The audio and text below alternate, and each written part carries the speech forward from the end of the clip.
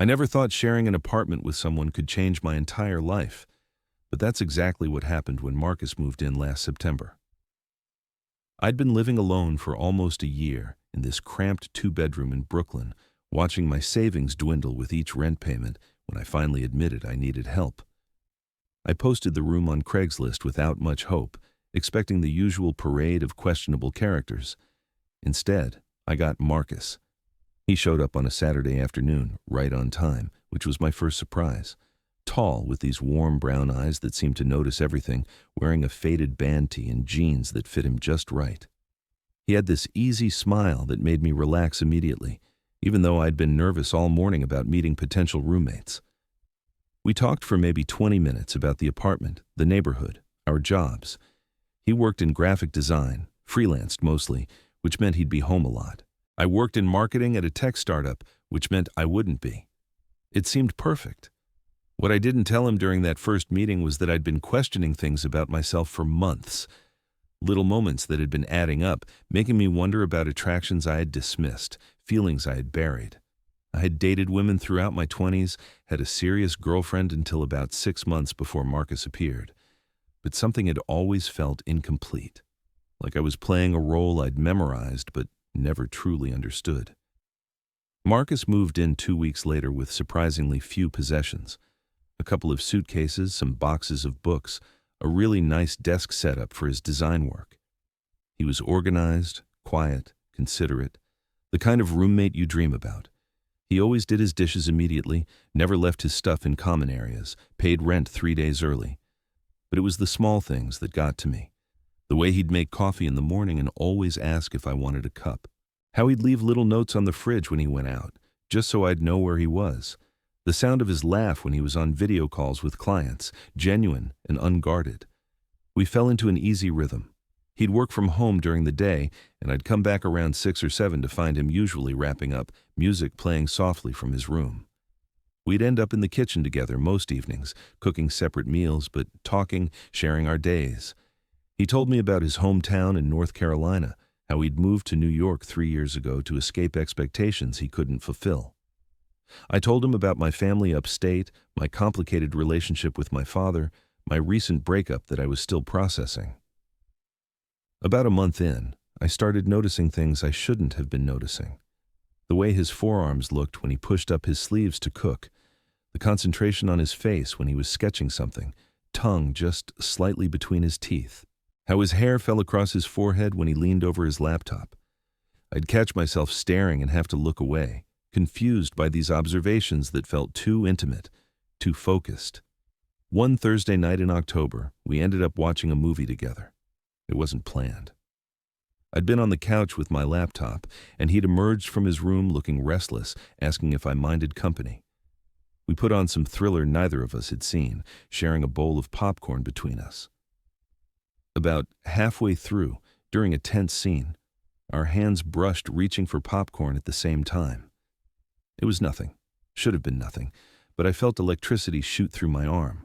I pulled back too quickly, and I saw him glance at me, something unreadable in his expression. After that night, things shifted in ways I couldn't quite name. There was a new awareness between us, a tension that hummed under our casual conversations.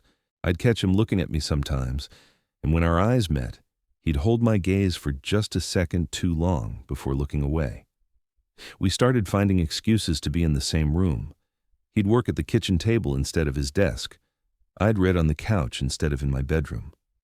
We were orbiting each other, and I think we both knew it, but neither of us acknowledged what was happening. November brought the first real cold, and with it, a shift in our dynamic that I wasn't prepared for. Marcus had been quieter than usual for a few days, spending more time in his room, his easy warmth replaced by something more guarded. I worried I'd done something wrong, crossed some line I wasn't aware of. Finally, on a Friday evening when I found him in the kitchen making tea, I asked if everything was okay. He turned to me, and I saw something raw in his eyes, something vulnerable that made my chest tighten. He opened his mouth, closed it, then said he was fine. Just tired. But his voice cracked slightly on the word fine, and I knew he was lying. I stepped closer without thinking, close enough to see the tension in his jaw, the way his hands gripped the counter. I asked again, softer this time, telling him he could talk to me about anything. That's when he laughed, but it wasn't his real laugh. It was bitter, almost painful to hear. He said that was the problem, wasn't it? That I made it too easy to talk, too easy to be himself, too easy to feel things he shouldn't feel. My heart started racing because somehow I knew what he was trying to say, and I was terrified and exhilarated all at once. I asked him what he meant, even though I didn't want to push, didn't want to force him into anything. He turned away from me, staring out the dark window above the sink. For a long moment, he didn't say anything, and I could hear both of our breathing in the quiet apartment. Then, so quietly I almost missed it, he said he was scared. Scared of what he felt, scared of what it meant, scared of ruining the best friendship he'd had in years. My mouth went dry. I stood there, frozen, trying to process his words while my mind raced through every interaction we'd had, every moment of tension, every lingering look. I realized my hands were shaking. I told him I was scared too, and his head turned slightly, not quite looking at me but acknowledging he'd heard. I said I'd been questioning things about myself, about what I wanted, who I was attracted to, that moving here, living alone, it had given me space to think about things I'd been avoiding my whole life.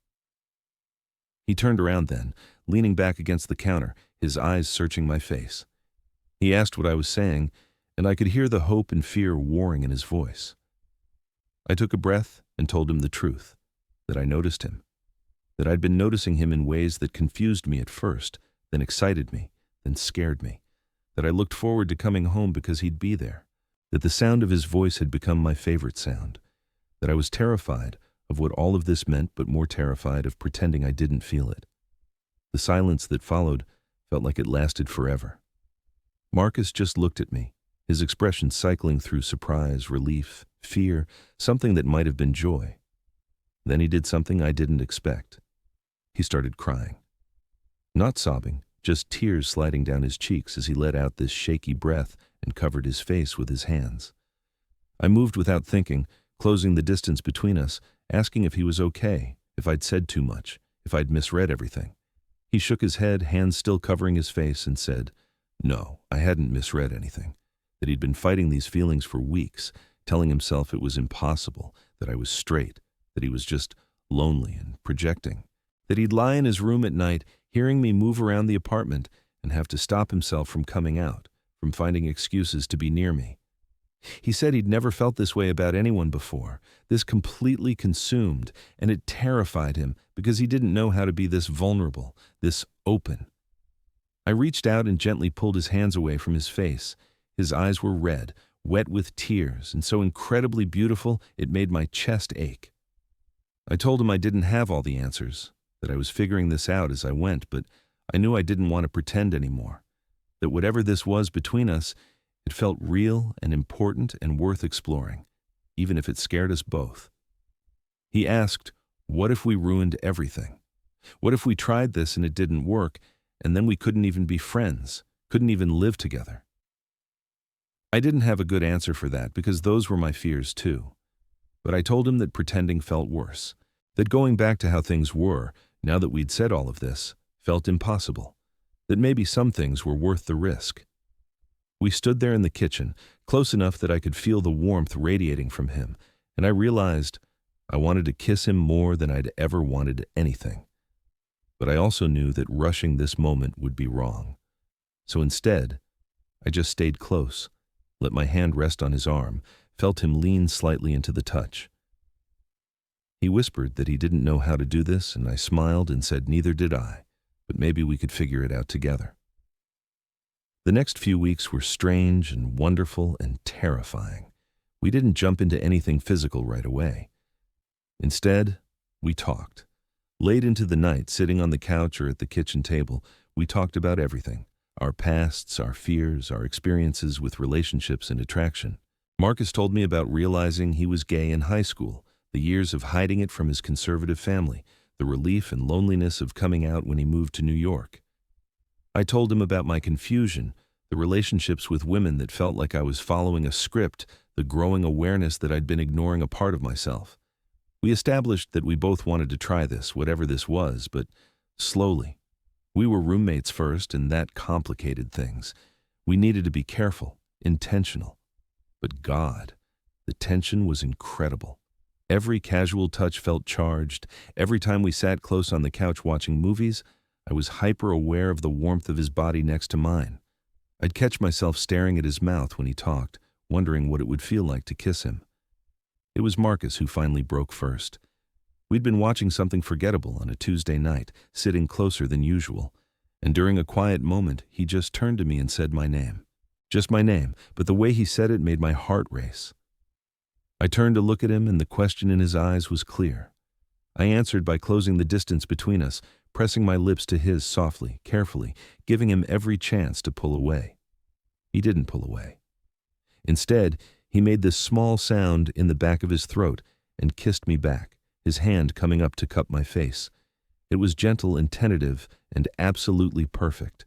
When we finally broke apart, we were both breathing hard, and he had this amazed expression on his face, like he couldn't quite believe what had just happened. I told him I'd been wanting to do that for weeks, and he laughed, real and genuine, and said he'd been wanting it for longer. That kiss opened a door we'd both been standing in front of, afraid to push through. We started being more physically affectionate, holding hands while watching TV, casual kisses in the kitchen, falling asleep on the couch together. It felt natural and right in a way nothing else in my life ever had. I wasn't confused anymore. I was just happy. But of course, it wasn't all smooth sailing. About a month after that first kiss, Marcus had a moment of panic. I came home from work to find him pacing in the living room, clearly agitated.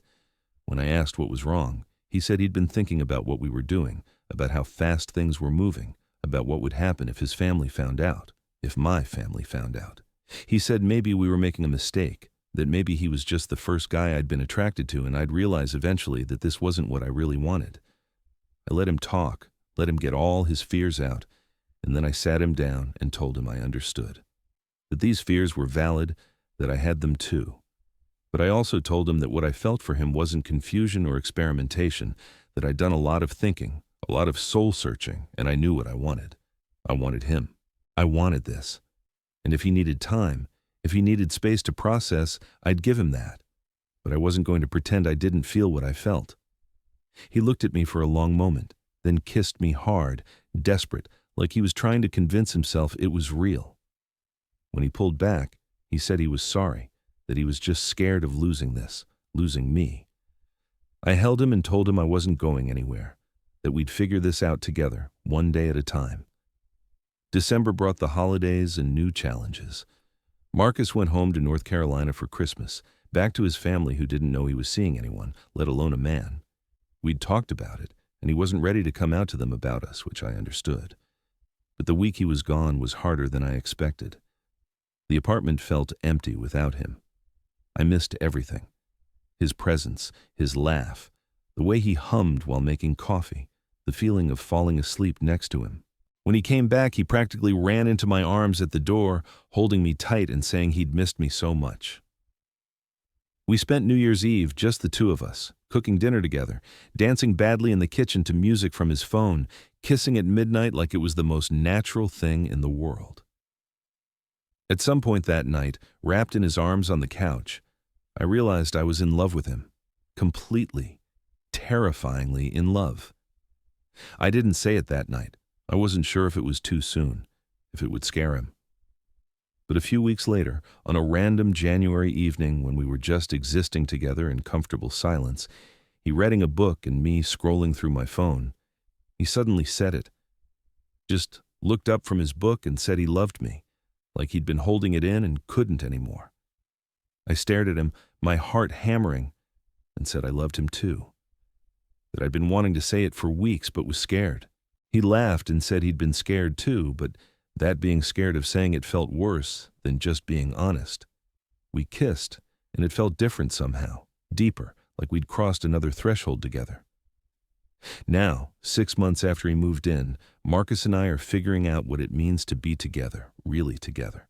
We're not just roommates anymore. We're partners. We've told close friends, and the responses have been mostly positive, supportive. We're taking our time with family, letting that happen when it feels right. We're learning each other's rhythms, navigating disagreements, building something real. Sometimes I think about that first day he showed up to see the apartment, how I had no idea that the person walking through my door would change everything. How terrifying and beautiful it is that life can shift so completely in such unexpected ways. Marcus taught me that being scared of what you feel doesn't mean those feelings are wrong. Sometimes the scariest things are the most worth pursuing. Last night we were lying in bed, his head on my chest, and he said he was glad he'd been brave enough to tell me the truth that night in the kitchen. I kissed the top of his head and told him I was glad too, that his courage gave me courage, that we'd been scared together and that made all the difference. I still don't have all the answers about my identity, about what labels fit or don't fit, but I know I love Marcus. I know that what we have is real and precious. I know that sharing this apartment, this life, with him is the best decision I ever made. And I know that sometimes the most important moments in our lives start with someone being brave enough to say they're scared, and someone else being brave enough to say me too.